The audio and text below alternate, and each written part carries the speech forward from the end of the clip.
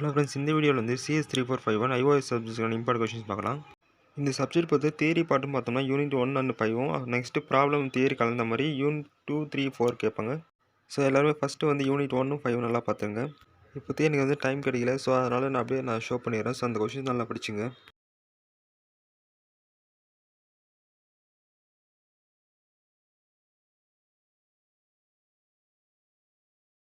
Unit 5 பொறுத்தவரைக்கும் நீங்கள் வந்து எந்த மாதிரி படிக்கிறீங்கன்னா, ஒன்று இந்த விர்ச்சுவல் மிஷின் டாபிக் கம்ப்ளீட்டாக படிச்சிங்க, அப்படிலாம் வந்து மொபைல் ஓஎஸ் டாபிக் கம்ப்ளீட்டாக படிச்சிங்க.